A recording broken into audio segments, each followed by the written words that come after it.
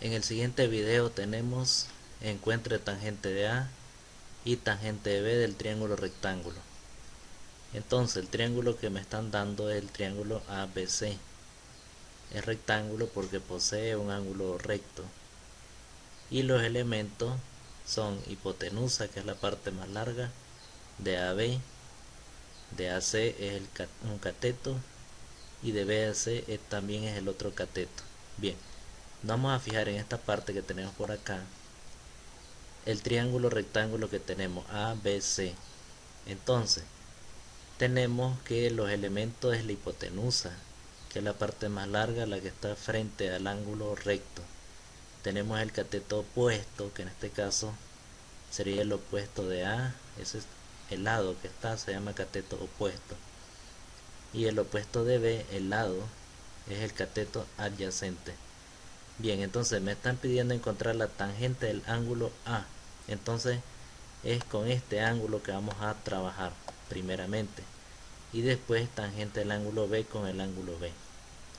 Bien, entonces vamos a aplicar esta razón trigonométrica que dice que la tangente del ángulo A es igual cateto opuesto entre cateto adyacente. Entonces vamos a encontrar la tangente del ángulo A, se escribe tan de tangente, es igual, y nos dicen que el cateto opuesto, en este caso el cateto opuesto sería 2 entre el cateto adyacente, que sería 4. Entonces tangente de A equivale a 2 cuartos.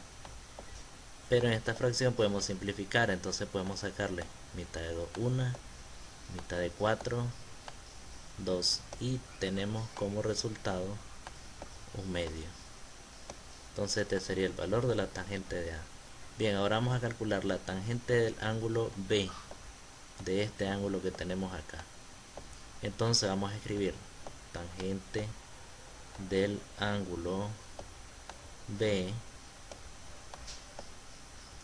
Entonces es igual, aplicando la misma propiedad, cateto opuesto acá, cateto opuesto entre cateto adyacente.